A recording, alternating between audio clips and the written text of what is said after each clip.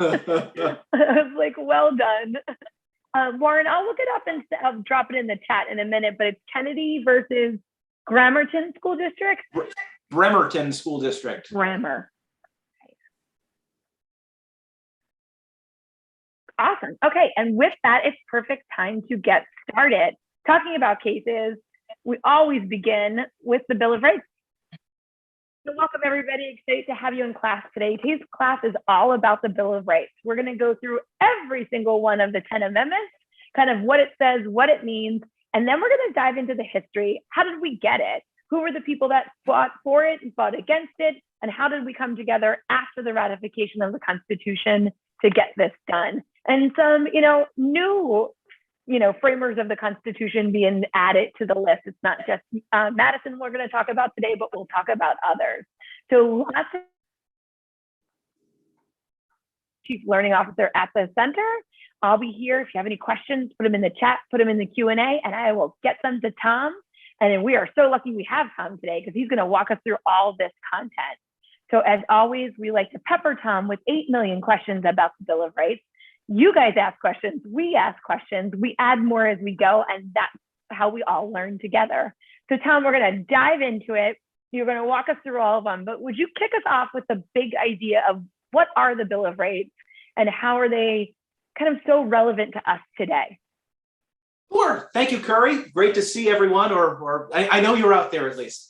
So the Bill of Rights are the first 10 amendments to the Constitution. One of the cool things we'll talk about today, and important to keep in mind, is that the Bill of Rights show us that one of the first things the founding generation did to their new Constitution was amend it, adding these first 10 amendments to the Constitution. And with the Bill of Rights, they wrote some of our nation's most cherished civil liberties into the Constitution. So things like free speech, religious liberty, the protection of due process of law, jury rights, many things that they cared most deeply about, they wrote there in the Constitution. When the Bill of Rights was first ratified, it only applied to the national government, but eventually following the ratification of the 14th Amendment after the Civil War, and then later Supreme Court decisions in the 20th century, we extended the protections of key Bill of Rights protections to state abuses. And so this is the process through which the Bill of Rights applied not just to the national government, but also to actions by the state and local governments. Scholars refer to this process as incorporation. I love incorporation. It's like the word of the day, incorporation. So Tom, you mentioned this and we talk about it a lot.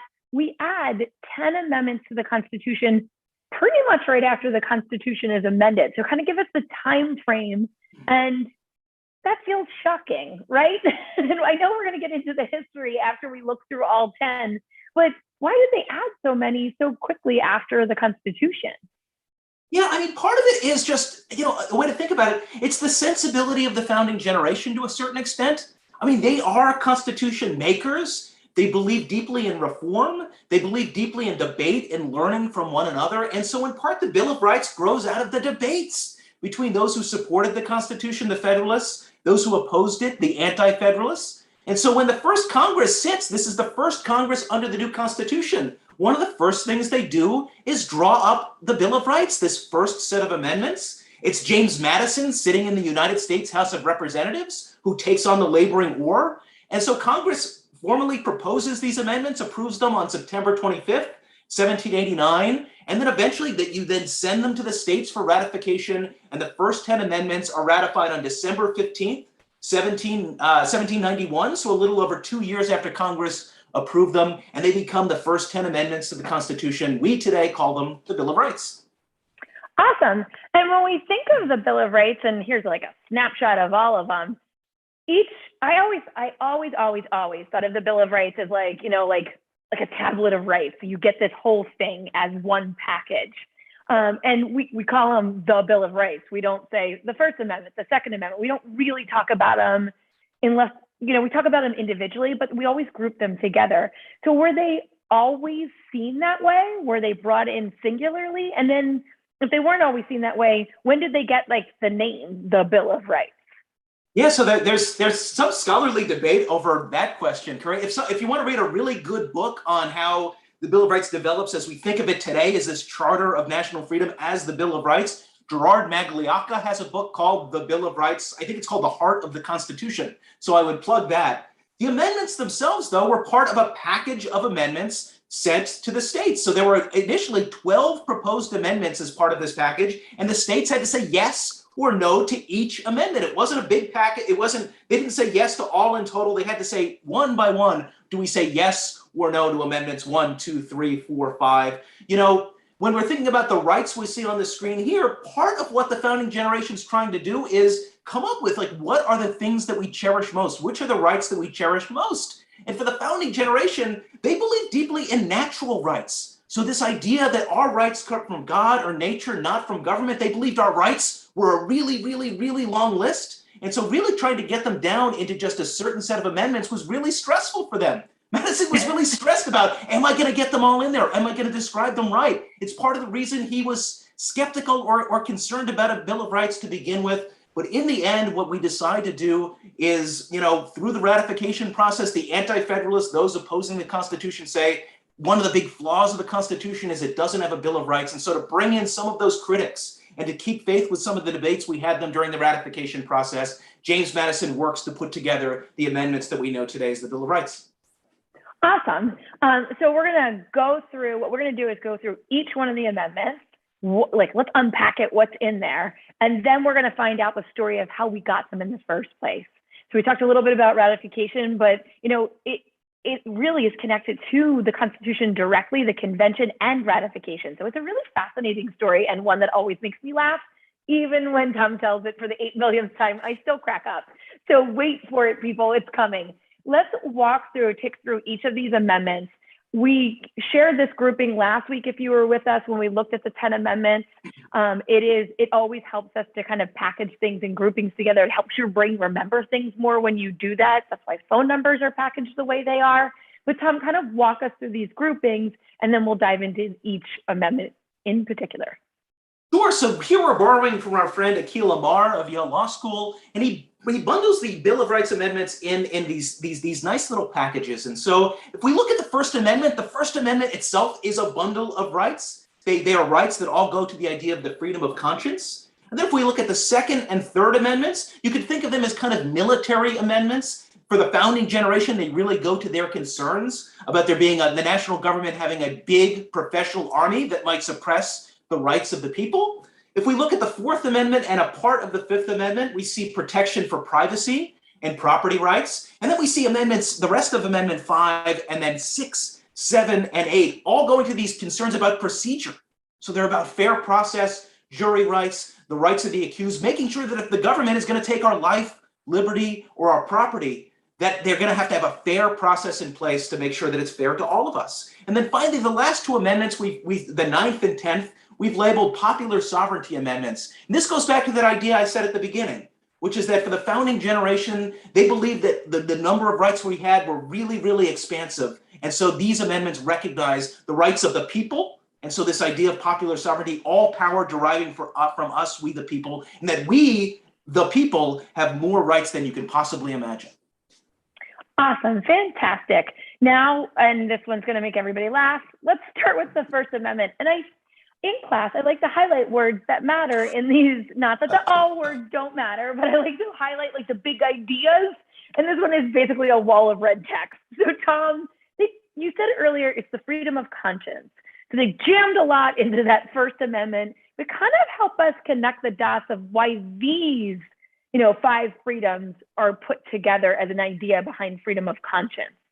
Yeah, so I mean, here it's a bundle of rights here in the First Amendment. It's rights to religious liberty, a free press, free speech, the right to assemble, the right to petition. We've sort of, the way to think of it, it's connected to the freedom of conscience. And so you see with the religious liberty, it gives us the freedom to believe or not what we want to believe. The government can't punish us for that. With free speech and a free press, it allows us to communicate our ideas to the world, to our neighbors. And so it's a way of communicating those things that we believe. The right to assemble allows us to get together with one another, people that we agree with, to discuss the things we agree with, to debate the things we disagree about, to organize events like protests and parades that could advance our ideas, all of that going to the right to assemble. And then finally, the right to petition. That's that idea that we could come up with our ideas, we can come up with our complaints about the government, we can write them down on a piece of paper, we can send them to the government, and we can have the expectation that the government will read our petition and respond to it. Awesome. And Colin wanted me to highlight Congress too, because of incorporation doesn't happen, which good call, Congress. Colin, very good one. Okay, jumping to the next amendment. And when we look at back at our groupings, the Second and Third Amendment are packaged together as these military amendments.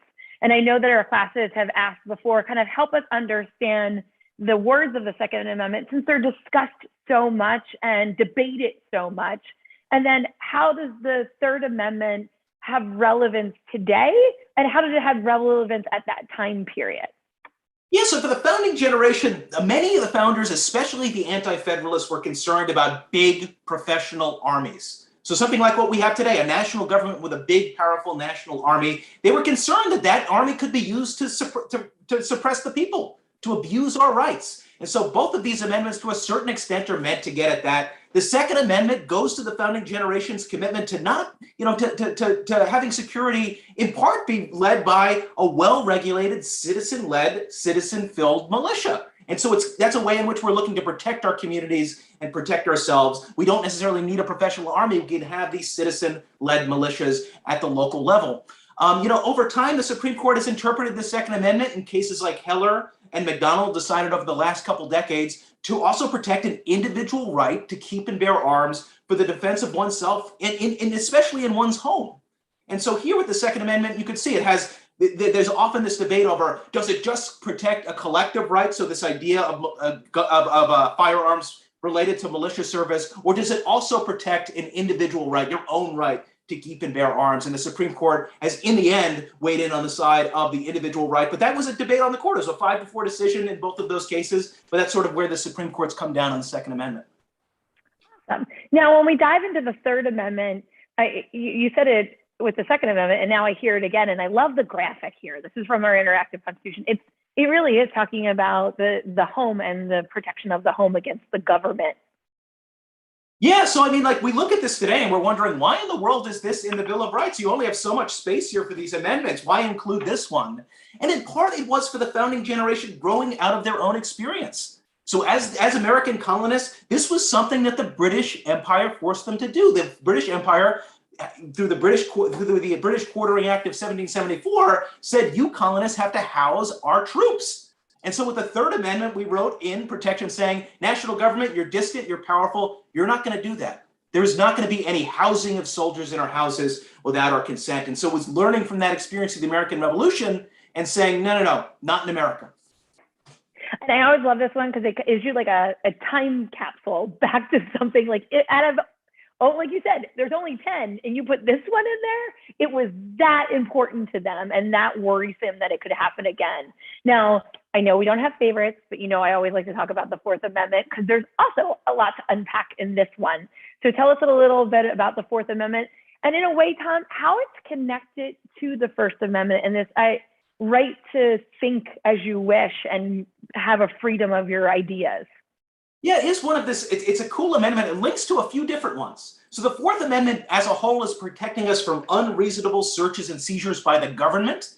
So today we would think the Fourth Amendment, it's mostly regulating our interactions with police officers. That's the main way the Fourth Amendment's working. It's connected to the Fifth Amendment, the one right next to it, in its recognition of sort of privacy and property rights. So the Fourth Amendment, what is it protecting? It says it right there in the text. It's protecting our persons, our houses, our papers and effects from what? Unreasonable searches and seizures by the government. And so in that sense, you could see even the Fourth Amendment echoing back to the Third Amendment. The Third Amendment in many ways is about the sanctity of the home, that's a certain privileged place that the founding generation cared about. We see it here again with the Fourth Amendment saying that if the government wants to search our houses, what does it need? The government needs a really good reason.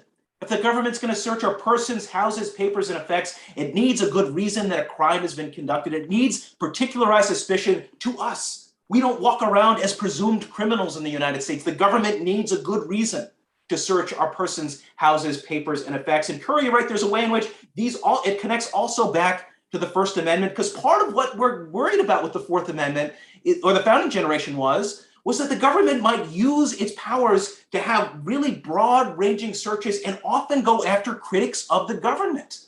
And so there was this thing called general warrants in the founding generation, where the government could give its officials sort of a broad sweep to search people's houses, papers, and effects for really any reason. No need for particularized suspicion. This was often used in the British Empire to suppress political dissent, and we here in America wanted to make sure that wasn't going to happen here. And remember, everybody, I know we want to talk about every single amendment in deep dive. We do have a class on the Second Amendment coming up, and we do have a class on the Fourth Amendment where we go even further into those stories, because I know they're really fun. But Tom, you know, when we look at these amendments and you start seeing that overlap, it's almost like we want like a visual graphic that shows how they not just work as individual amendments, but they really are this package that supports each other and works together in different ways. And again, supports the Constitution and we the people. So really fascinating seeing that overlap and connecting point. Now, a few others that we dive into, and when you talk about, you know, the Fourth Amendment, it always kind of brings me to the Fifth, not just because it's next, but it's also about the government's not allowed to overstep. It's not allowed to overstep and come into your house. It's not allowed to overstep and put soldiers in your house. It's all about limiting the government. So that last part of the Fifth Amendment pings that up again. And then the next few amendments are really about, you said jokingly, Fourth Amendment, we're not a bunch of criminals, but just in case you are criminals, the next few amendments, or, you know, are accused of a crime, the next few amendments are going to make sure you're still treated fairly and justly. That's absolutely right. So yeah, beginning with the end of the Fifth Amendment here, that last part Curry has in orange where it says, nor shall private property be taken for public use without just compensation. This is called the Takings Clause. And so the Fifth Amendment, that part of it connected with the Fourth Amendment, is also, it's concerned with the founding generation's interest in protecting property rights. And so what that provision says that if the government wants to take your property, it has to be for a public use. So it has to be in the interest of the public, and the government has to pay you a fair price for it. Awesome. And then do you want to start jumping into the jury ones, and then we'll roll through 6, 7, 8? Sure. So yeah, the rest of the Fifth Amendment, the Sixth, the Seventh, the Eighth, these are all about fair process, jury rights, rights of the accused, beginning here with the Fifth Amendment. So we see a bunch of protections for those accused of a crime. One of the most important is the right against self-incrimination. So this is the idea when you hear people say, police officers say you have the right to remain silent, or you see people in a courtroom saying, I plead the Fifth. This is what they're talking about. You can't be forced to confess for your crime. You see other protections here in the Fifth Amendment, like the protection against double jeopardy, a right to a grand jury. And then near the end there, you can see a really important protection, and it's that nor be deprived of life, liberty, or property without due process of law. This is known as the Due Process Clause, and it speaks to just that. The government has to provide a fair process if it's going to take away your life, your liberty, so if it's going to want to throw you in prison, or your property. There needs to be a fair process in place. Awesome. Now, the Sixth Amendment, it again dives into a right to a trial. And in the last class, we were talking about, you know, the difference between the threshold of a reasonable search, or in the Fourth Amendment, and the threshold of without a reasonable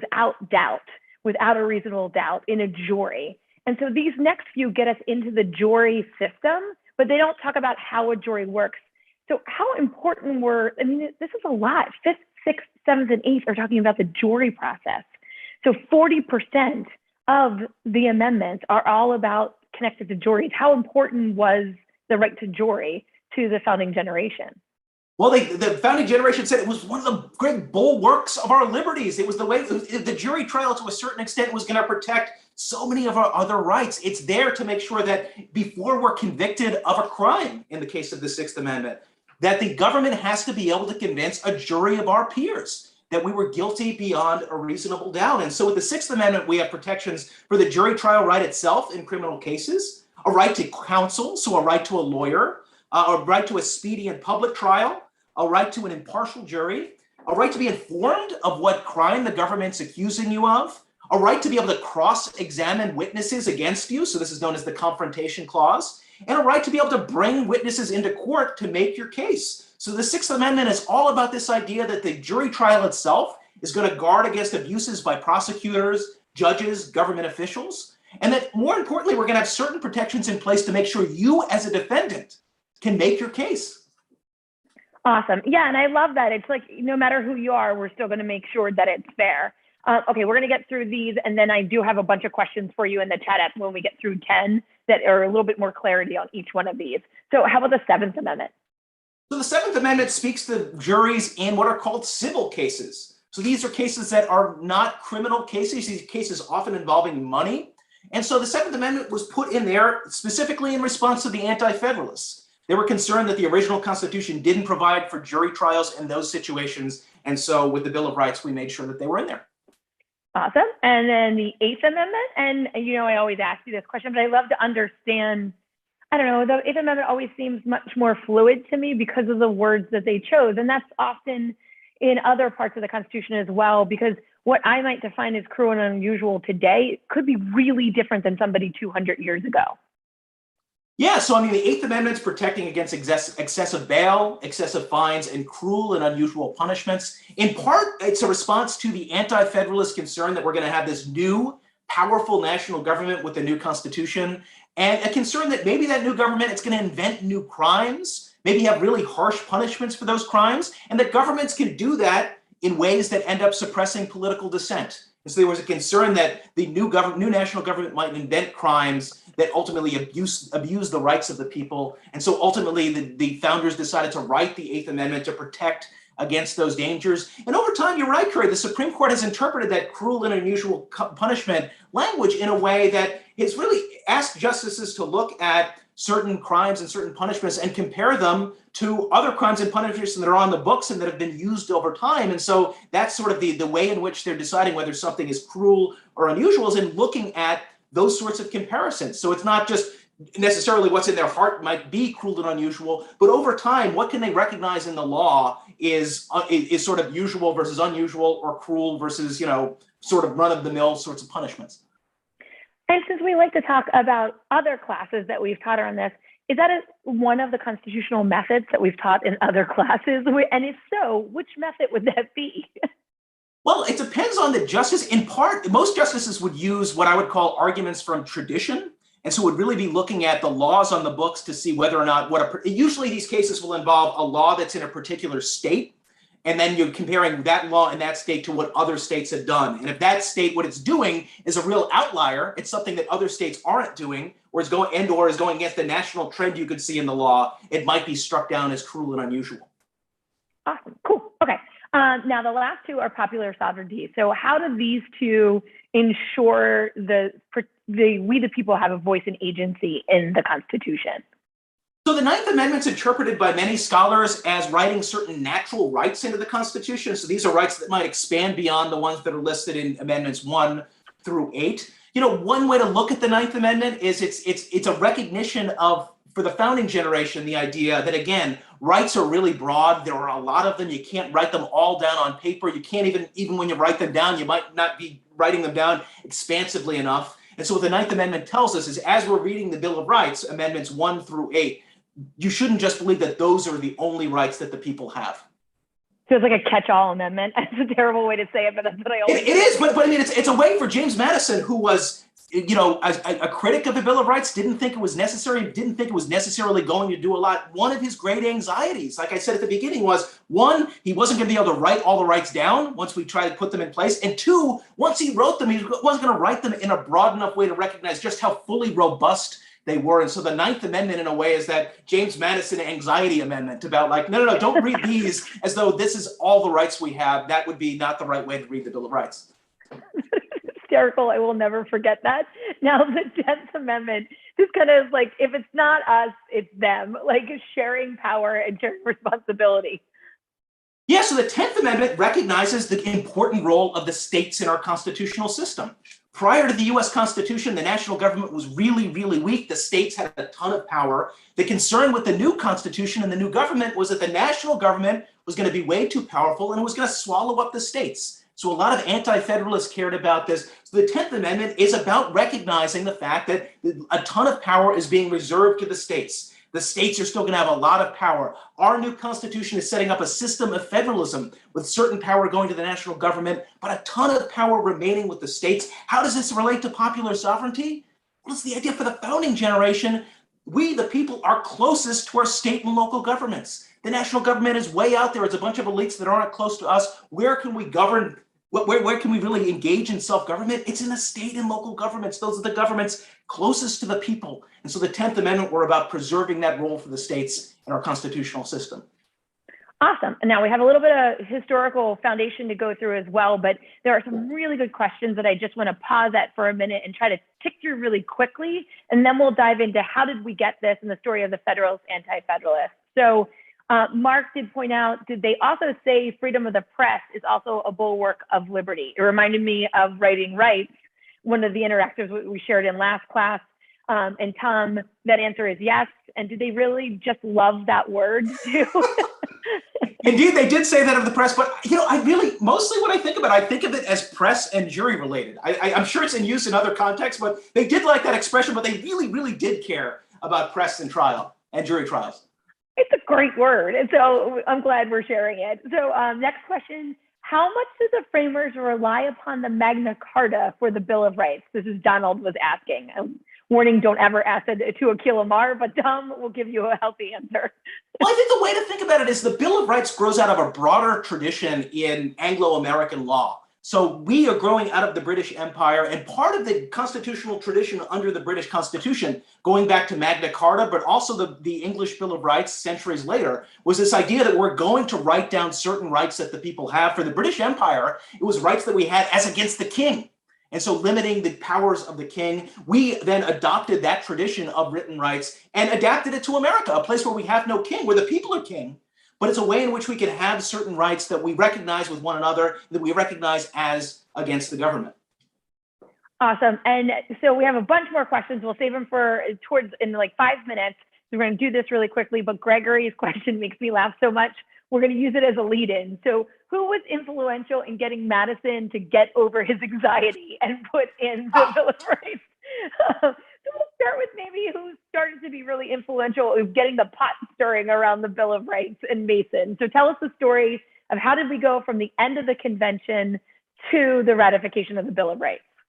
Sure. So, I mean, in part, the Bill of Rights story begins at the Constitutional Convention, the closing days in September 1787.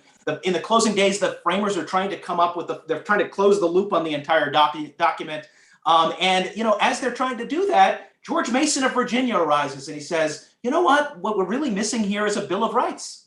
And so the delegates, you can imagine, they've been in Philadelphia from May until September. They've been away from their families, their homes. It's hot, smelly. They've created this whole new framework of government that's inspiring, and they've gone through all of these compromises. And here's Mason throwing another, another thing that might keep them from leaving Philadelphia. And so Mason himself had a certain, claim to fame. He was the author of Virginia's Declaration of Rights, which was a state Bill of Rights that came before the U.S. Constitution, and it was hugely influential, both on the Declaration of Independence and on state constitutions throughout the country. So Mason was famous for this, and Mason said, I'm the Declaration of Rights guy. Give me a few hours, a few days, I can put together a Bill of Rights, and we can have a document that will give great quiet to the people. People are going to be concerned. You're creating this big government, and you don't have a Bill of Rights in there to protect them. The delegates, though, were ready to go home. And again, you could sort of hear the groans in the room. Oh no, here's Mason. And so it's Mason again. Yeah, and so none of the states support Mason in trying to put a Bill of Rights in place. That we get to September 17th, the framers at the convention sign their names to the Constitution, but 3 key delegates decide not to sign the new Constitution. They refuse to sign it. Those delegates were Elbridge Gerry, Edmund Randolph, and George Mason. And part of the reason they don't sign is because there's no Bill of Rights. And this debate doesn't go away, Curry. So after the delegates write this new Constitution, they sign it, they then send it to the states for ratification. So it didn't matter that they just wrote this document. It didn't matter that George Washington and Franklin signed it. In the end, they placed it in the hands of the American people to say yes or no to the Constitution. And the American people almost said no. I mean, it was really, really close. It was a close battle in states like Virginia, like Massachusetts, like New York. And so there's this big debate happening state by state over whether to say yes or no to the new Constitution. We have the Federalists on one side who support the Constitution, people like James Madison, Alexander Hamilton. They write the Federalist Papers in part as a political document to explain why the Constitution is a good idea. But they're opposed in state by the Anti-Federalists. And these are people who oppose the new Constitution. They're people like George Mason and Elbridge Gerry, who were at the convention and refused to sign the Constitution. But there's other famous people like Patrick Henry of Virginia, who said, give me liberty or give me death. He was concerned the new national government might destroy our liberty. And so we have these debates state by state. And what happens is the Federalists get to a stopping point in Massachusetts. The state convention in Massachusetts, a big state, an important state, the cradle of the American Revolution. The Federalists and Anti-Federalists in the convention are roughly deadlocked. And importantly, two key people in Massachusetts are skeptical of this new Constitution. John Hancock, the governor of Massachusetts, who had the big signature on the Declaration of Independence, and Samuel Adams, the cousin of John Adams, who was also an important revolutionary. And what happens is the Federalists and Anti-Federalists come up with a compromise. The Federalists get the votes to ratify the new Constitution, but they agree to recommend a series of amendments to the first Congress. And so the Federalists are saying, we hear what you're saying, Anti-Federalists, and we're going to try to put together a series of amendments to address your concerns in the first Congress, but just say yes to the ratification of the Constitution. And so once Massachusetts brokers this compromise, other states follow afterwards. Eventually, we ratify this new Constitution. It comes into place. And then one of the first things that we see in the first Congress is that James Madison takes on a leading role in trying to frame a Bill of Rights that addressed the Anti-Federalist concerns. Why did Madison do this? I love the question that framed this. What changed his mind? In part, it was his constituents. He was elected to the House of Representatives. His constituents said, James, you better do a Bill of Rights. You better keep your promise to the Anti-Federalists. So in part, it was that connection between voter and representative. In part, it was his great friend, Thomas Jefferson, who was serving America in France. He wasn't at the Constitutional Convention, Jefferson wasn't. He was in France. Jefferson had read the new Constitution and he wrote his good friend and he said, James, where's the Bill of Rights? We need to write our most cherished liberties into the Constitution, things like freedom of religion, liberty of the press, the jury trial, all of these sorts of things, they need to be in there. Madison, in reply, said, but I'm really concerned. I think that it might be more destructive of our rights to have a Bill of Rights than not. I think it could be dangerous. I think it's unnecessary. And Thomas Jefferson said, no, that's nonsense. In the end, you're not going to be able to get all the rights down on paper. You're not going to be able to write them as robustly as they exist. But you know what? Half a loaf is better than no bread. Let's take the rights we can get. A Bill of Rights is a good idea. And so Madison in the first Congress, again, takes up the laboring war. Even as other Federalists who had won a landslide election in the first Congress said, no, we don't need to do amendments. Let's set up this new government. Madison kept pushing forward. He didn't write from a blank slate. He drew from state constitutions like the Virginia Bill of Rights of George Mason to come up with the rights in the Bill of Rights. He drew on the recommendations from the state ratifying conventions, but eventually he settles on the amendments that we now have in the Constitution, which are eventually approved by the first Congress and then ratified a little over 2 years later by the American people. Fantastic. I love that story. It's funny. It makes me laugh. I love the loaf of bread thing. I also love the idea that his constituents are like, no, you're going to do that. It's like we, the people, making him do it. So a great framing question. What got him over the anxiety? Now I know we have a bunch of follow-up questions. So I'm going to stop the screen share for a minute and stop